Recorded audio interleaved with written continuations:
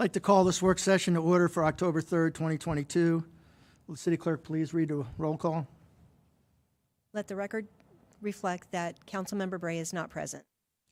Thank you. We have one item on the agenda tonight. Would like to remind council that staff will be pausing intermediately to answer any questions. Tonight will be a discussion on the proposed improvements to the development review process. Go ahead and please introduce yourself. Thank you, Mayor, Council. Christopher Baker, Development Services Director, and also Katie Wilkin, Deputy Director of Planning, are here as well. Thank you for the opportunity to have this discussion with you tonight on some policy, and so we can seek some policy direction on some process improvement ideas that we'd like to propose for you. As you know, we are an organization of continuous improvement that strives to deliver and is hyper-focused on being efficient in our processes and providing excellent customer service. Tonight's conversation is just simply another step in our ongoing process to continually challenge ourselves and be better each and every day. So with that kind of framework of how we're approaching this, I wanted to put that there, set some context for our conversation tonight. So council has a good understanding of the level of activity that the city is currently experiencing with development. As you know, we're the 9th fastest growing city in the country, and as you would expect, we have a lot of rezoning applications, development applications, site plans, and preliminary plat applications. As a matter of fact, if you can look at the chart that's before you, you'll notice that our level of activity is essentially now the same as it was in the early 2000s. With regard to residential growth, you can drive around the city and see a lot of development activity in virtually every corner of our community. The growth in residential takes many forms, from conventional single-family homes on individual lots to single-family rentals, age-restricted communities, and also conventional walk-up apartments. From 2015 to 2024, we have experienced a 32% increase in single-family residential homes. From 2015 to what we're expecting in 2025, we will have a 7-fold increase in the amount of multifamily units. Just as a little refresher on the development process for multifamily for council, council plays a critical and oftentimes legally required part in the development review process for multifamily projects. Council makes the final decision on is required by Arizona law to do so on general plan amendments, rezoning applications, and also final plats. You'll notice that the stars that are on these charts or these illustrations are the points where council touches it during the process. With regard to single-family residential, the overall process is very similar, but not exactly the same. It is important to note that that plats are a 2-step process with single-family residential, meaning there's a preliminary plat and also a final plat. A preliminary plat, you can consider 60% design drawings. A final plat is 100% design drawings that is approved by staff, the civil design plans are, and then they're immediately issued for construction. Again, council has 4 touch points in this process if it needs a general plan amendment and zoning. With regard to things that we have already implemented, council's been very supportive of our ideas in the past and collaborated with us on some revisions as well. In 2015, when the general plan was approved by council, it revised the amendment criteria for general plan amendments. It really focused more on acreage and size of the property as opposed to the land use. And as a result, we have much less applications to revise the general plan than other cities. And this makes for a more timely, streamlined process. Additionally, you'll also recall that a couple of years ago, we revised the zoning ordinance to create some new residential districts for small lots that also had offsets for the small lots, some enhancements that development community could choose from. We partnered with our friends at the Home Builders Association of Arizona to develop that, and it's been wildly successful. We have reduced significantly our use of PADs. And when we do have to use a PAD, we actually try and use an overlay, which is a much, much simpler, more streamlined process. It's easier for our customers and it's easier for staff as well. With council's recent approval, we've also been able to waive preliminary plats for site plans with a site plan in a commercial application. And then also we've been, as you know, been putting preliminary plats on the consent agenda in an effort to streamline the process as well. There was also a recent change to city code to empower the city manager to accept easements. That's helped our customers with not having to wait for these things to get onto a council agenda, and it's also helped our friends in legal as well. And in 2014, when we updated the design guidelines, we updated the residential design review process, which simplified and streamlined that review process and has been wildly successful as well. So tonight, we have 4 things that we'd like to discuss with you. Again, this is just another step in our continuing conversation to challenge ourselves and be better each and every day. First, we'll talk about, actually no order of importance, let me put it like that. We're going to talk about public hearing process in front of council, use permits. We're going to talk about the preliminary plat review and approval process. And then finally tonight, we'll also discuss design guidelines. So first, let's just touch base on the preliminary plat process. Our proposal, simply put, is to empower staff to approve preliminary plats. State law does not require that preliminary plats be approved by council, and in Goodyear, this has just simply been the case over the last 15 or 20 years. Final plats are required by state law to be approved by city council, so we are not proposing, nor could we change that requirement at all. Final plats do currently and will continue to be approved by council. We expect both time and cost savings for the customer as a result of this change. Our customers could experience an improvement of 1 to 2 months. They would experience a 25 to 30% reduction of fees, and it would also provide some certainty to the customer as opposed to having to go to Planning Commission and then rolling on to a council agenda as well. Several years ago, council may recall that we discussed this, and at that time the direction was council wanted to continue to approve preliminary plats. And at that time there was just 3 cities in the valley that had council approval of a preliminary plat: Avondale, Goodyear, and Surprise. Fast forward to today, Goodyear is the only city in the valley that currently has preliminary plats going to council.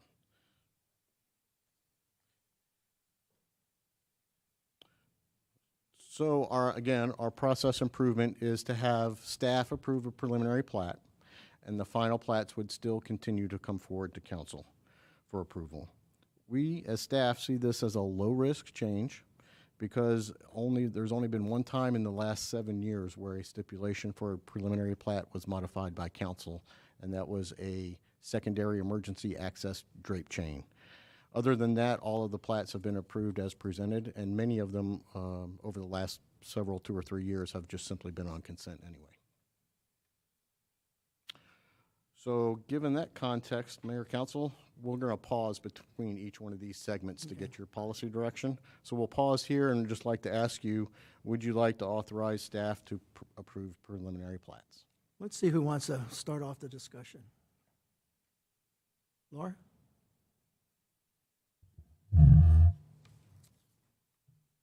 I remember it coming up for discussion a while back, and the decision was made that we wanted to continue to see them. But since that time, when they come up, there isn't any discussion. So based on my own observation, I mean, as limited as it is, I would say that I would authorize staff to approve them. Wally?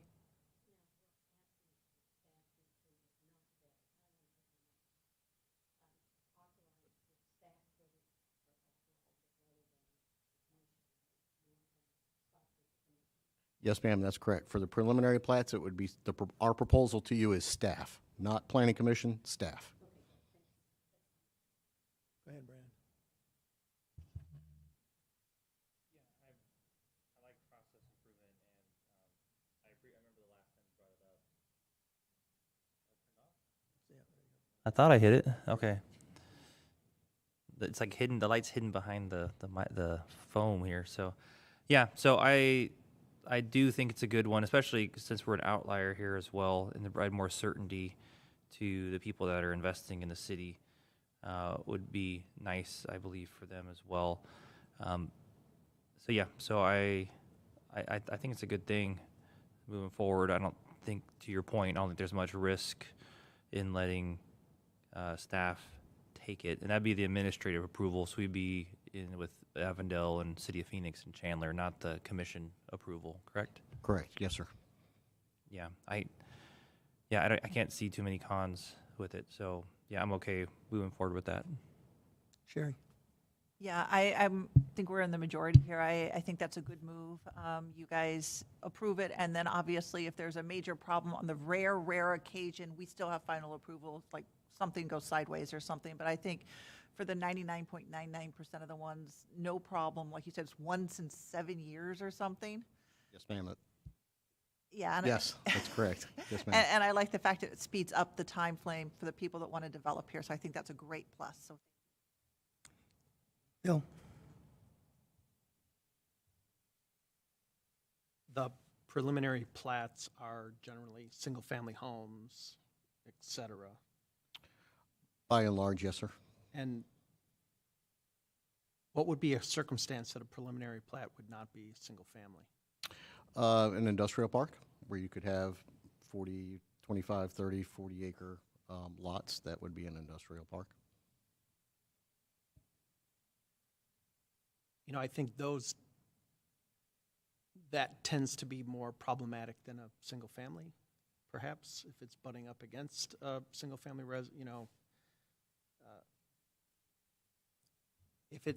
if that industrial or commercial parcel is abutting a existing residential, I think we could end up with some challenges from the neighborhood.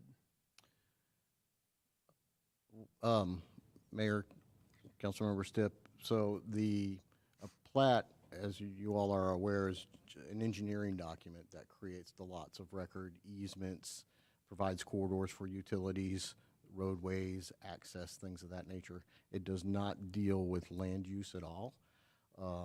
So actually, and we don't give notice for preliminary plats or final plats either. So the land use concern of industrial next to residential, with all respect, doesn't apply in a platting situation.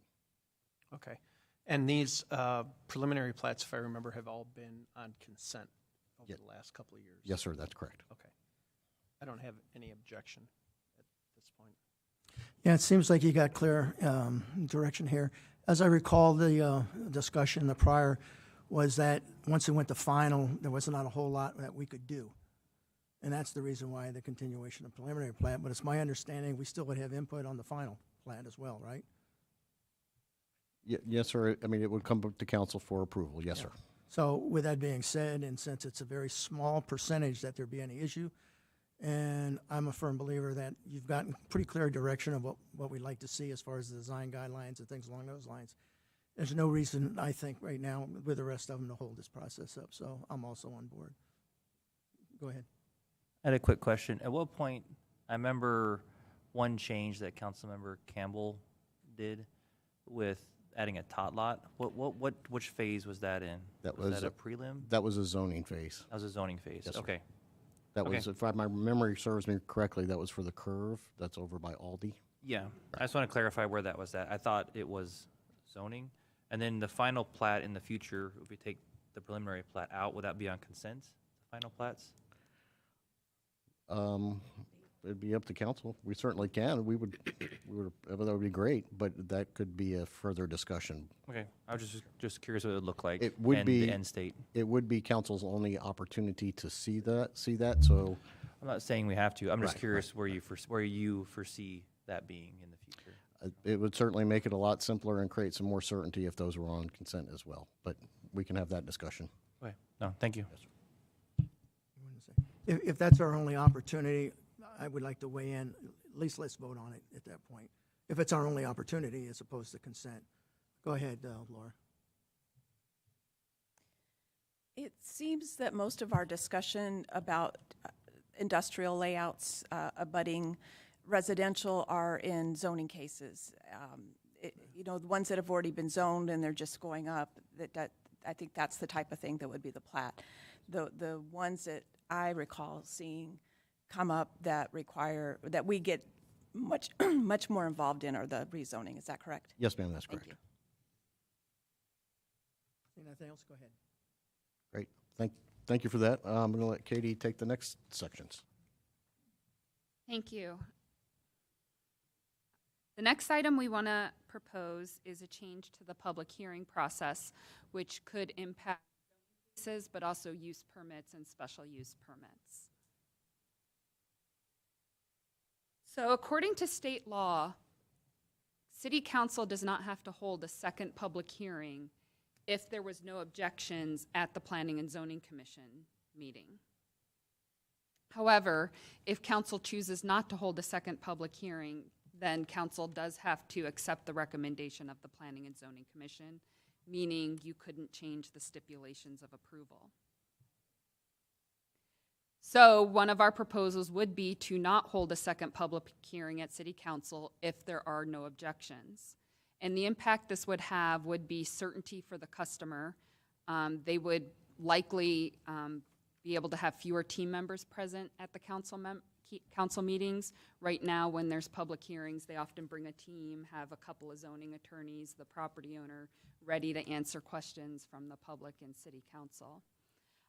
It would impact the efficiency of City Council meetings. And the way we would propose this, those items that do have objection, it would give more time for both staff and the customer to work through the concerns of the public. So let me walk through an example. So what we would do is we would hold the public hearing at the Planning and Zoning Commission. So say on November 2nd, we're holding our regular Planning and Zoning Commission agenda.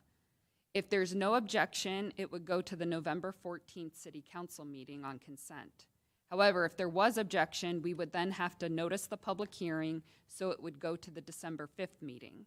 So that would give us a couple extra weeks to actually work through the customer. Right now, we're trying to take everything to the next week and a half council meetings to help the process move forward quickly. So when there are objections, it makes it really tight for us to work through what the concerns were. So those items that do have objection, it does give us a little bit extra time. But then it doesn't hurt those items that don't have any objections and allows them to keep moving through the process quickly. And so right now we have council nights where there's development items, and what this would do would split it. So there would be development items almost every council meeting night. However, most of them wouldn't hold a public hearing, so they would go through quickly. So we went and looked at the past data, the first half of this year from January 1st to June 30th. There were 19 public hearings before City Council on development items, and of those 19, only 4 of those cases had objections.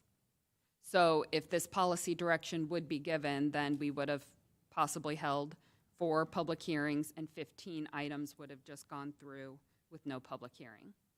So trying to do the math at about 25 minutes for each public hearing, it's possible that's about an hour per City Council meeting.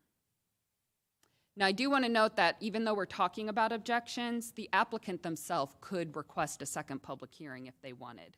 If for whatever reason, they didn't agree with the Planning Commission's recommendation, they did want to propose changes to the stipulations, the applicant could request that public hearing so that they could come before you and ask for changes to the stipulation. So we would work with the applicant on that to make any of those changes. One nice thing about this proposal is it does not require any changes to our zoning ordinance or city code. The zoning ordinance currently outlines this process. It's just through policy. We've always advertised for the second public hearing. So what this means is 2 things. One, we could implement it quickly. We could implement it as quickly as the November meeting. Also, if council wasn't sure about this, we could do a trial run of it. Try it for a few months and then check back in with City Council and see how it's going, because again, it's a policy from you to staff. It doesn't require any changes to code. And again, this doesn't really change the overall timeline for the customer because they would, still be going to the same council meeting. But what it does is it provides efficiency and certainty. We get asked by our customers a lot, hey, am I going to be able to go on consent? And we say no. The customer wants to be on consent if there's no objection because it gives them just a little bit more certainty. And then it makes the city council meetings a little bit more efficient. So again, we're just going to pause here to discuss this item. Who wants to kick it off?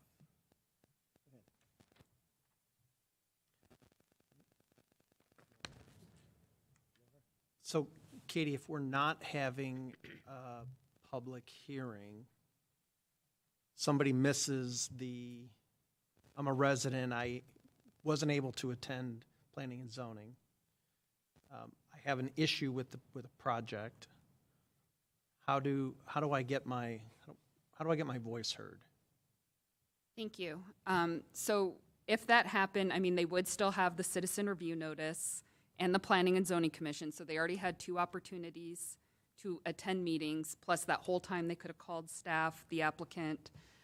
So so this isn't just a one meeting, they get 2 shots, plus the whole time, it's a couple months' time. So it is rare that this comes up because it is a long period of time. It's not like you got 2 weeks, and if you're out of town those 2 weeks, oh well.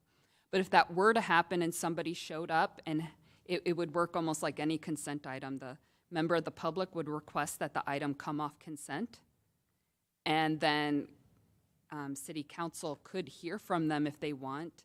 If city council wanted to, they could, and Rourke may need to jump in here if I'm giving wrong direction.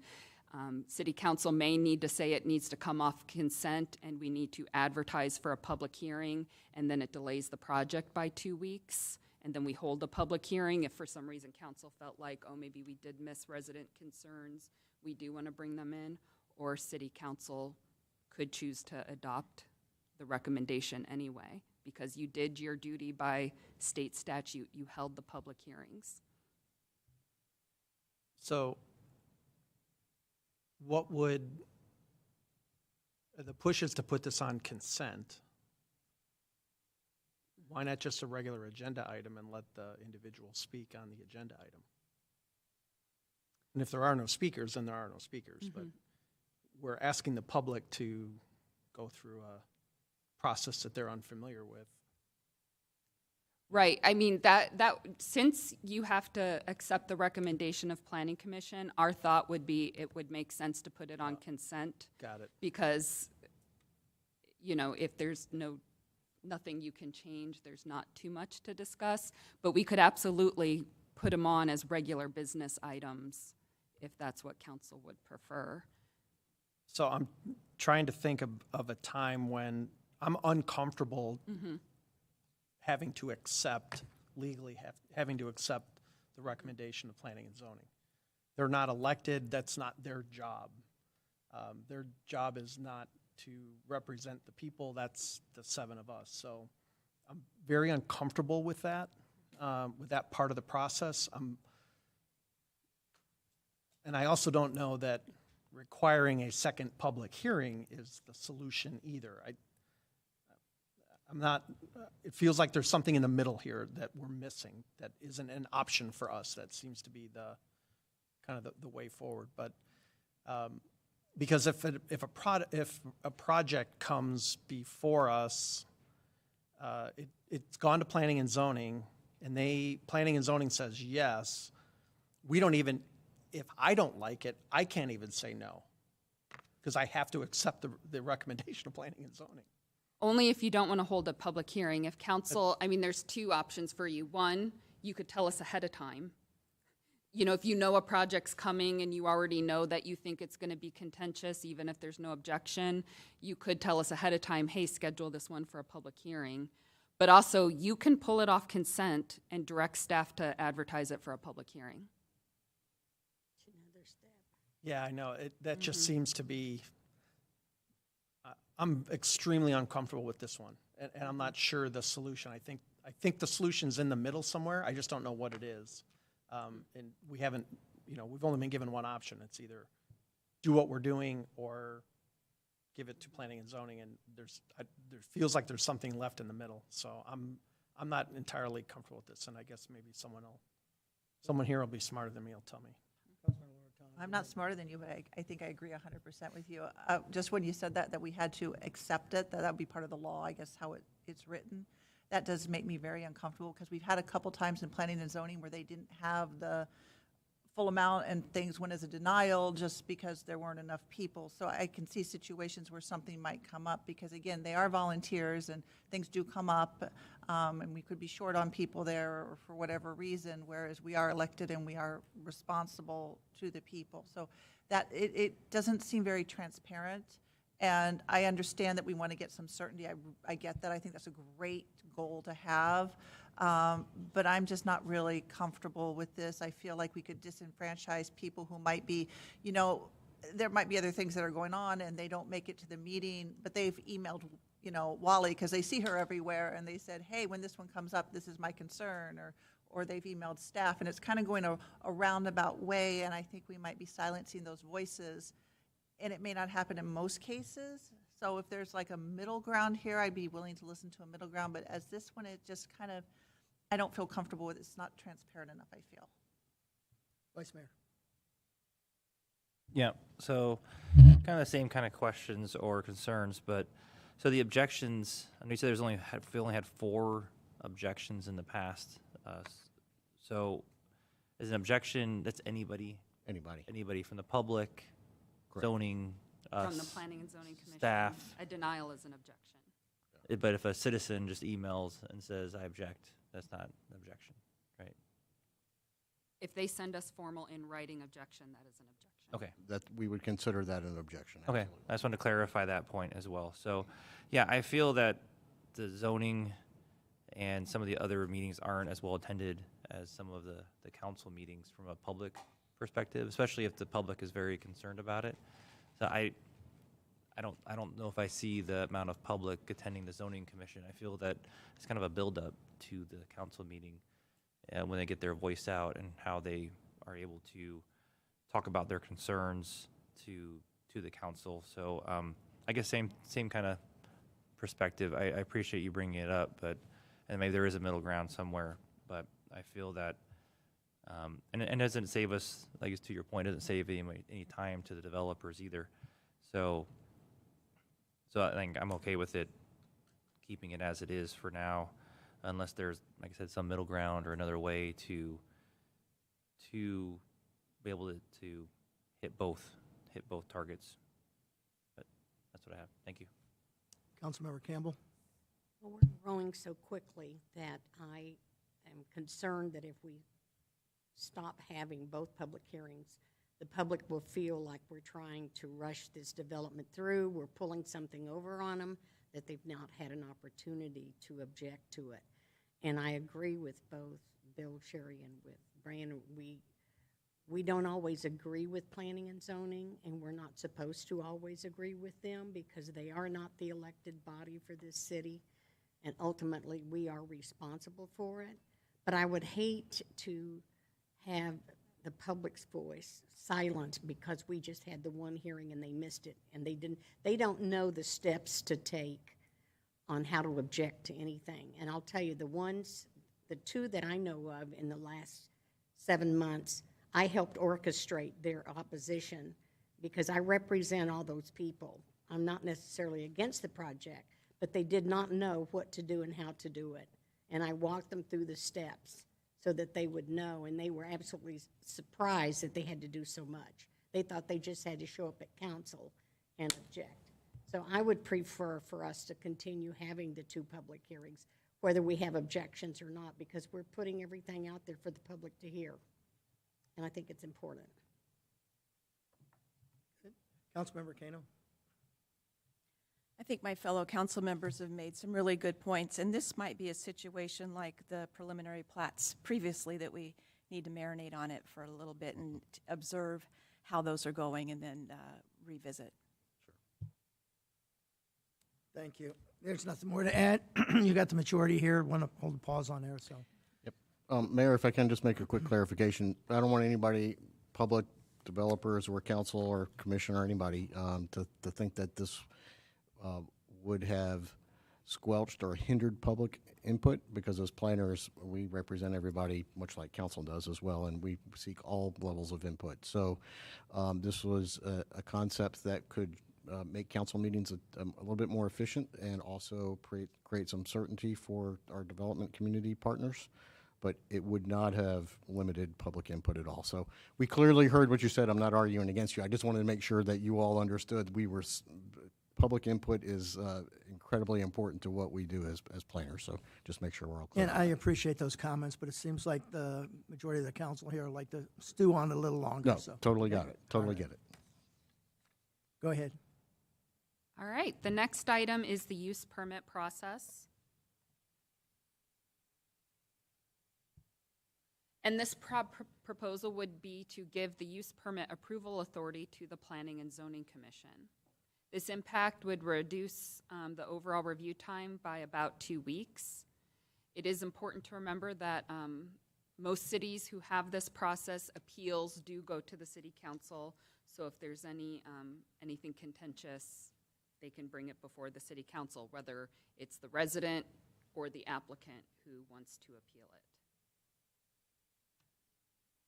And I also should just to remind you, I know we made some changes to the use permit process recently. Some of the items that require use permits include daycares, storage facilities, assisted living facilities, amongst other uses out there, but those are some of the common ones. So this one, we did contact other cities. There are 6 cities that give authority to the Planning Commission, and the city of Phoenix has a hearing officer. So in Phoenix, they don't go to city council either, but they have a special process there for a hearing officer. And then there are 5 cities, including the city of Goodyear, where use permits go to city council for approval. And again, so this would still be a public process. There'd still be a citizen review meeting and then a public hearing before the Planning and Zoning Commission. And this would have the impact of reducing the time frame by 2 weeks.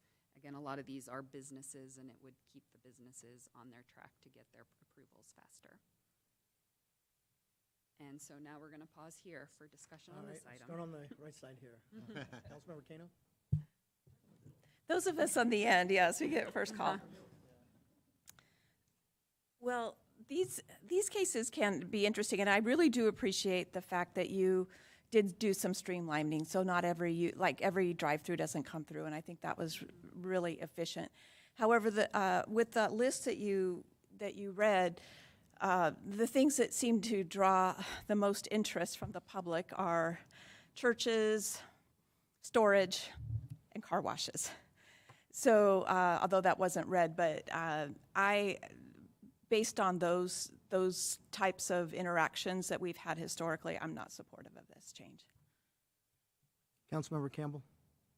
Well, I'm still having interaction with the neighborhood over the McDonald's proposed drive-through that they're adamantly opposed to.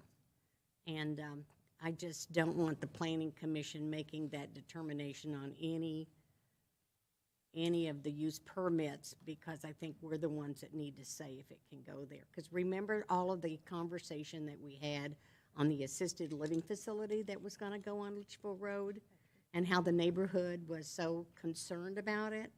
And it was quite an interesting evening. But we needed to be the ones to make that decision, not the Planning Commission, because that was a big decision that affected that big neighborhood. I'm not in favor of letting the Planning Commission do the use permits. Vice Mayor? Yeah, I didn't see in the notes here all of the uses for that. So I know that, like I said, I know we changed the drive-through with or near a neighborhood and within a certain range of the neighborhood. Can you remind me? Can you read all the uses for the? Is it a lot? Is it a whole lot? For that we'd be talking about here? I don't see it in the staff. Maybe I did not list it. It depends on the zoning district. Each zoning district has certain uses that require a use permit. And so I don't have the comprehensive list. We can certainly get that to you. Okay. But it would impact all use permits. So it is daycares, storage facilities, assisted living, car washes. Right now, places of worship are use permit, but we are bringing a zoning text amendment before you based on council direction to not require use permit for a place of worship in conformance with the Religious Land Use Act. Okay. Yeah. Well, I guess with that in mind, I mean, I believe, I mean, with these councilwomen here as well, that, yeah, I believe those are some of the hotly contested or questioned topics. Especially, I think the last thing we ever denied that I know of is the car wash. So, in my record, if I'm remembering right, so I believe that is something I think 2 weeks would be great to knock it off, but I do feel that it looks like it needs to come to us, at least with our track record right now. Maybe when we get more advanced or sophisticated in the future as a council, that maybe we'll take that off. But I think right now, yeah, I think it should probably be as is. But just keep bringing us things to improve our processes. So. Good? Yep. Councilmember Loretano. Okay, I have to agree with the other three that have spoken. This one, I don't think it's a good, I don't think this is a good process at that point, because I also think in a way it's deflecting some maybe very irate residents to the planning and zoning. Obviously, the assisted living and many people remember when they wanted to put the storage facility up in Estrella, how contentious that was. There was emails, there were phone calls, and I mean, from the residents, and it was, they tried to do a public meeting up there or something, I think, with Pete Tyke, and it just went south pretty quick. I don't know if you were here when that happened or not, but Katie, I know, was. And so some of these are very contentious, these specific ones, so I don't feel right about basically dumping some of this on the planning and zoning, and then it's like, well, sorry, we can't handle it. You got to talk to planning and zoning, and we're elected, and so I think we kind of have to take that. And if it's a no for some of these things, or if it's a yes, and we have a lot of angry people, I think we should be the ones to take that on our shoulders and say we voted yes or we voted no because, and rather than dump that onto volunteers that are giving their time and to have that many angry residents, because some of these do get pretty contentious. Not a lot, but the few that do, I would not really want to do that. So, but thank you. Councilmember Stipp. Well, Sherry, I think you said almost verbatim exactly how I was feeling about it. Yeah, I know. That's scary, but that's okay. Yeah, and maybe it's, maybe we take another look at the special use permit. Yes, uses piece again. I think it was either last meeting or I think since we've been here, I think a couple of us looked at each other and go, why are we having this meeting? Why are we getting this, why are we doing this tonight on this special use permit? And it was explained that it was within 500 feet of a house or something like that. But perhaps that's that may be the avenue, is try to reduce it yet again. But I absolutely agree that these tend to be the most contentious. And even the McDonald's up in Estrella brought out a lot of people. And I don't know that would have been a special use permit today. No, sir, it wouldn't. Today, it wouldn't be. Right. And that's a little scary to a degree. I absolutely do not want to put that burden on planning and zoning, and the world we live in is much more angry than it was even then. But so I think we've got to maybe figure out something else there, but definitely not.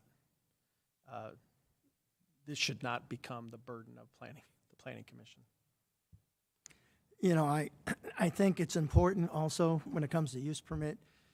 I think a lot of it has to do with the education of the public because, and correct me if I'm wrong, the attorney, there's certain things that we can approve. Or if we do disapprove, we better have a good reason that falls into certain criteria. Or we end up violating, I guess, what a use permit's supposed to be for. And I'm not sure the public totally understands what authority we have with that, but I also agree that the buck stops with us. we're the one that's going to be held responsible regardless of who we delegate that to if they don't like what's going in or do like what's going in. So I'm with the rest of them here, but I do think sometimes in the outreach in the public, I don't know how we do it legally there, city attorney, but I think people here need to understand when it comes to the use permit and the criteria to deny is kind of critical because sometimes they think we can just say yes or no without having legal repercussions. And I think sometimes there's a shortfall or a misunderstanding out there as well. So, but maybe we hold it in, and I don't see the benefit on 2 weeks, to be honest with you. If you're looking at a few months, yes. So I'd like to keep that the way it is because we're going to get it anyway, one way or the other. If we pass it on and they don't like it, we're going to hear from them. So with that, is there anything else that you wanted to kind of cover? One more? Yes, sir. One Okay, more. let's do it. So I'm sure you all will be amused that Oh, gosh. I'm going to lead the conversation. As the colorblind guy, I'm going to lead the conversation on design and colors. So we are clearly, certainly aware, and council knows, that we've had a lot of vibrant discussions about colors over the last several years. We've heard loud and clear council's general direction in regards to whiter, white, whiter, whitest, tan, tanner, tannest, gray, grayer, and grayest. We clearly understand and have heard council's direction on that. As staff, when we're reviewing the site plans and looking at the elevations of projects as they come in, we do make comments about color choices and respectfully and frankly push our customers to increase design, materials, colors, and so forth. And that's all based on council's general policy direction that they've given us. And we will continue to do that. However, it is important to know that the design guidelines do not give us the ability to deny a project based on the color that an owner chooses or doesn't choose. We don't have the ability of just flatly denying it based on color. The design guidelines are intended to provide, it's a communication tool to the professionals, architects and owners and developers about the expectations of the quality of development that the city would like to see. It is not in and of itself a purely regulatory document. So if council wants to prohibit colors like gray, gray, or grayest as primary dominant colors on structures and buildings, that there would need to be a regulatory change to empower us that we could not do that. So, this is an interesting conversation because we clearly understand and hear your direction, but just to be clear, we don't have the ability of saying no when it comes to colors. And if you want us to, we can, but we need to make a change to the ordinance structure in order to do that. Change to the ordinance? Yes, ma'am, to allow it. So that's the question. Would you like us to update the design guidelines to prohibit colors so that we do have that ability to clearly say no, and the development community knows as well? Go ahead. Do we have to prohibit, or is there a way to write that we can give more authority to the staff? I mean, this sounds like an all or nothing proposition. We either get to outlaw all of this or we get to do none of it. And it's, again, I think there's got to be a way to write, and maybe that's the takeaway from tonight is you'll look at it and say, there is a way for us to give staff the authority to look at colors based on what's happening. Because if we say no to gray and 18 months from now, gray becomes the really cool color that everybody wants to build with, then we've just outlawed the thing that everybody wants. You know what I'm saying? It just, I think one of the struggles for me when it comes to color is it's a complete washout. So we have 3 shades of gray in one apartment complex, or we have gray and white and something else very, very light. So we get the super light thing. And it appears to be all the same material, where if we can get a requirement about different types of material, where it be exposed brick, it can be CMU, split CMU that's rough on, wood, metal, some other, get that in there, then maybe perhaps we will not have these conversations about colors. And I guess I would ask for you guys to digest that as you look at what the design guidelines could or should be. Go ahead. I agree with Bill again. You're scaring me. I know, Sherry. we're batting 1,000. I don't think you need to say we're going to outlaw color, but I think it's a great time. You said we did these in 2014 originally? Yes, ma'am. So we're going on 10 years, and styles have changed and stuff, so I think it is a great time to take a look at them. And maybe, and I don't know how the proper phrasing of this is, to give you the authority to say, well, not just 3 shades in the same, not to outlaw, but maybe to, have mix or blend or however you want to call it. But it also, when I saw this, it made me, I think it was with Councilmember Keno, we were sitting in one of a small group session talking about the different multifamily coming, and she made the comment of, I guess, the pitched rows. Well, we got a lot of those now. I think that's what it was, something along those, might have been, I think it was you. And that was 100% true. We seem to build one thing and then they just all look the same. Or one multifamily, the first one, oh, that's great, that's new, then innovative, and then we get 6 more the same. I was just showing Councilmember Campbell some different designs that I've seen in other places, with kind of like this building with a lot of glass, a lot of openness, and so I think now's, and I will send you pictures of, Please. But I would like to see more changes and more options, and if maybe it's along the line with our design guidelines that we, work with the how many per an acre, or different smaller lots, add these different, twists and turns, so there is a bonus for the developer as well. But I think it's a great time to look at it, and I don't think we say, we shall not have brown, or, but I think it's the palette, and I think it gets easy when I'm the developer and I'm going, okay, well, brown, and I got a lighter brown, and I got a reddish brown, okay, we got color, and I think you mix it up with some stone, a lot more glass, some steel, something, a little edgier or more modern to kind of update, because 10 years later. So I really appreciate this, and I think I look forward to seeing kind of what you come up with, and I will send you pictures. I'll screenshot them and send them to you. Please. Vice Mayor. Yeah, I don't really necessarily want to have a hard requirement either in handicap or restrict the small or the business owners from how they build it. But I think there does need to be a middle ground, just like the other 2 council members said as well. There has to be some middle ground on how we do it. If we do go that route, I just had a quick question. If an existing apartment complex wants to repaint, there's nothing prorated or anything? Would this fall under a new any and all apartment complexes? So we do not have permits for paint, and we're not advocating to begin issuing permits for paint. Okay, good. With the site plan, there is an approved elevation, and if it was to change, they would come back through site plan approval if they were adding materials or changing the layout. And sometimes, especially on multifamily projects, after a period of time, there'll be a refresh of the overall complex, both on the interior and also on the exterior. And if there's changes there, it may trigger the need for a site plan review. That's just an administrative process. But we're not, just to be clear, we're not advocating to begin issuing permits for paint and repainting. Okay. And things of that nature.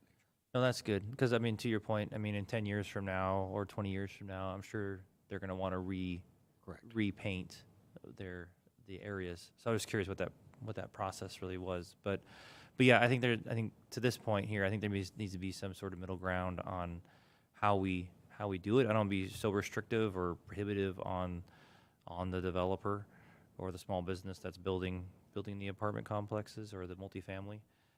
But we do want more variety, and we do want more options that they can have, so they can keep pace with whatever the new designs of the day are. But to your point, I think maybe it's the washing out of the buildings is to your term as well, is maybe what we don't like as much. And I'd rather kind of a silly thing. And don't call your complex the same name as the color that you're going to double down onto. But okay, thank you. Councilmember Campbell. Well, last week, I sat in with the developer that was showing us what they thought they could bring to Goodyear, and I looked at one page and I said, it's identical to one we already have on a certain corner, and I said, I don't think we want the same thing. And then they said, well, we did this in Chandler, and I looked at it and I said, oh my gosh, that's gorgeous. Why can't we have that? Well, this is what Chandler wants. And I thought, well, what are we missing? I don't know what any other city's design guideline is in. I don't know what they have. And I don't know why other cities are getting these beautiful apartments and apartment homes and complexes with the stone and the metal and and we don't. I don't know if, I'd like to know what they have in their design guidelines or their requirements for builders that we are missing, because we are missing something. Because everything we see is the same thing, and we think it's a wonderful idea. We want the apartment homes, we want the multifamily housing, we get it, and then it's like 10 years down the road or 15 years down the road, and the colors are awful, and there's just non-descriptive. So it doesn't really enhance our city. So I don't know if y'all can snoop with other cities and find out what the design guidelines are, but someone has got, I mean, I don't know why they're getting them and we're not. Sure. It's almost the same builders, because they're coming to us and say, well, we built in Chandler and we built in Mesa, and we're saying, great, yeah, well, what are you going to do here? Oh, well, can we have what they have? Oh, and they don't. They're proposing something that's very similar. Right. So, and I think, too, because we're allowing so many apartments right now, we have so many under construction, and they look small, and they look like boxes, kind of. And I don't know what we can do. We don't want to say no to the development because we need it for our workers and we need it for our residents. But I just think we've got to come up with a way to get the product up a little bit, whether it's color or stone or brick or what. But I think we need to do something. Otherwise, we're going to have the same for the next 15 or 20 years of what we've got right now. Sorry. Councilmember Kano. When you say that the guidelines we have now are really a communication tool with the developer, how effective do you find them to be? We, as part of the pre-app plot, and Katie, please chime in, we always provide them the information relative to their project and what the design guidelines say, because it's kind of broken down into different types of land use categories. Commercial, here's the design guidelines for that. Industrial, here's the design guidelines for that.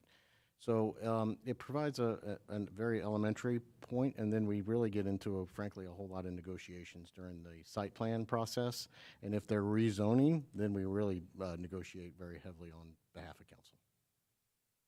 Just to chime in with what exactly is happening when we're working with the community is, I mean, I think it's a very effective tool where staff is just not sure what to do, is when council has given us direction at meetings or work sessions and said, we don't want to see grays.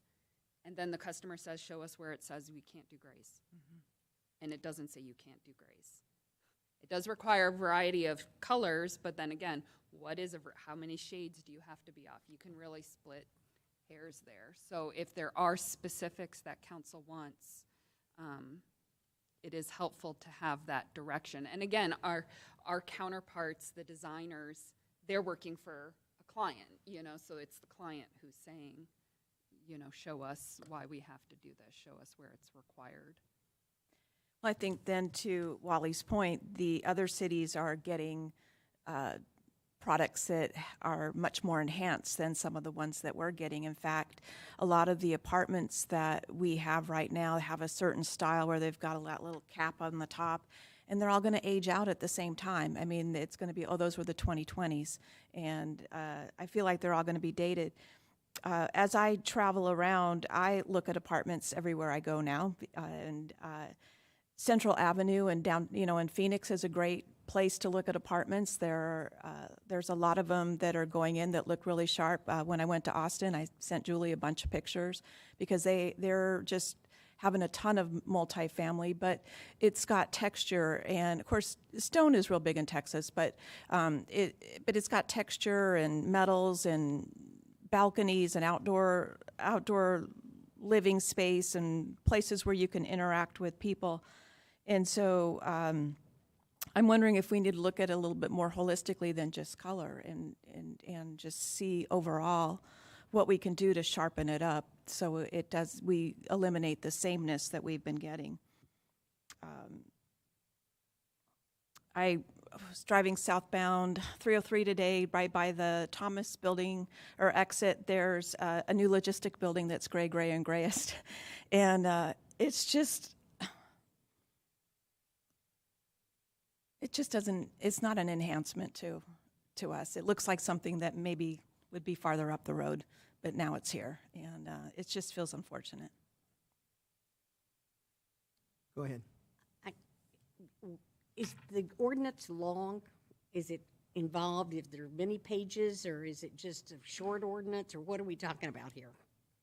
And I don't even know what's in the ordinance. That's what I'm getting at. I mean, can we get a copy of it Absolutely. and Yeah, well, see what's in there and see if there's things that maybe we might suggest for it or something? Maybe we need to change our ordinance a little bit. Yes, ma'am. So the design guidelines are, it's a document of probably, if I was going off the top of my head, about probably 60 to 80 pages Yeah. or so. And it has a lot of pictures in it. It's just Yeah. not text Right. everywhere.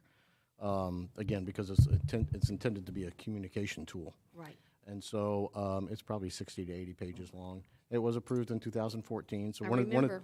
of the things I hear tonight, and I don't mean to jump in front of you, Mayor, but is maybe some direction to let's revisit the overall design guidelines. I think that's what you're going to hear, but we got a few others that want to add a couple more. Yeah, You want something? I don't, while I appreciate the idea of letting us chime in, I don't think it's appropriate for us to be rewriting the design guidelines. I think we need to get from staff based on our feedback. We need to hear that from you guys. Otherwise, we're just going to start. Yeah. We just need to look at it, though, Bill, again, to refresh what's in there, because how can we Correct. talk about what we'd like to see different if we don't even remember what's in there from 2014? Correct. And some of us weren't on council in 2014. I agree. I just don't, would hate for us to Yeah. turn this into an affair where Oh, no, we're no. starting to That's suggest not what I meant. colors Sorry. to staff. I think we've provided a great deal of info for them to digest tonight. The other thing is, I believe if we have other cities here in the valley that we are appreciating what is happening there, that's the data we need to get to staff. I like what Chandler's doing. I like what Scottsdale's doing. That's what we need to get to them, and then let these guys figure out what color is how this rolls out, if I can just suggest that. I think that's a good suggestion. I would also like to see, as we go and look at the other guidelines, what powers do they give staff? Are they giving staff more powers and more oversight? So when, Katie, someone comes to you and says, where does it say there? And it says right here, it says, what kind of powers does their staff have to kind of guide the projects to where they need to go? Because then if we don't have any teeth in the ordinance, then we're kind of not really supporting you guys. And we're saying, here, go, we want these great projects, but we're not giving you the authority to do that. So I think we need to make sure that you have the authority, the teeth in there to get what you want to get.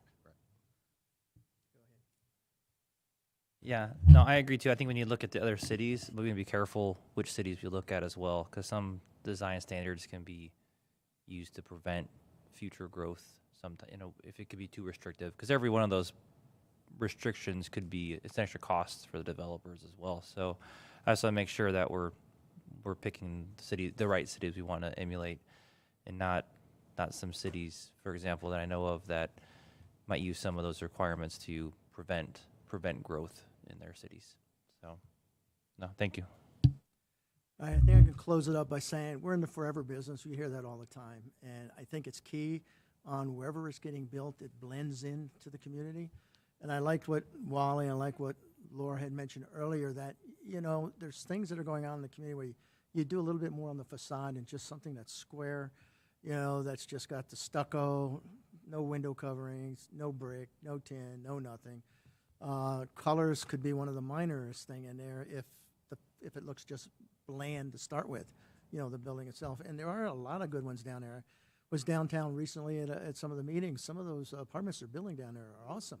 They're beautiful, where they have a little more glass, they have a little more facade, they have a little more mixture in there, a little more patio space, out there on there. So again, it's your business. You come back to us, I think, and with some of the information you get from the other cities, and let's take a look at it and see what we can do to also give you some power, when they come back to you. Because I can appreciate the spot you're in if all of a sudden they say, okay, tell us where you can't use this. Well, there's nothing in it that says that. But if you have a little broader guidelines, it requires a certain mix of certain kind of composites or certain type of shapes that is just not rectangular, something like that, then maybe you have something there. So, as Bill mentioned before, we're not in the business of writing this. See what you can come up with some of the others that we have mentioned here, and we'll go from there, I think. Yep. Did you get enough feedback of everybody up here? Yes, sir. Thank you. Can I recap? Sure, go Just ahead. make sure everybody, the policy direction, I clearly understand that we're not voting, so. So on preliminary plats, I heard the consensus was move forward with that to empower staff for that approval process. The second public hearing, council's direction was to keep it the same. Use permits was, you asked us to look at the use list essentially to see if all of these uses actually do need to, or should be triggered to come to all the way through the process to council. So we'll look at that use list and see. Because like you, we have a good understanding of what could be objectionable to residents. So we appreciate that. And then on the design guidelines, it could be time to revisit it, maybe think about a creative approach that requires enhanced design and colors opportunity, much like maybe we did with the small lot residential. If you do this, XYZ PDQ also needs to be done. So we can put our creative hat on in that regard. Okay, thanks. Yeah, I think you captured it pretty well there. Great. Okay. Well, thank you for the conversation. This won't be the last time that we have these, but we appreciate it. No, I think it's a good way to have these conversations with all of us, so you get a better Absolutely. feel for where we're coming from. With that, we have a regular meeting that's going to start, and 6:16, 15 minutes. It gives you the setup over there. See, I added the 15 minutes, all right? And with that, no further business. This one's closed.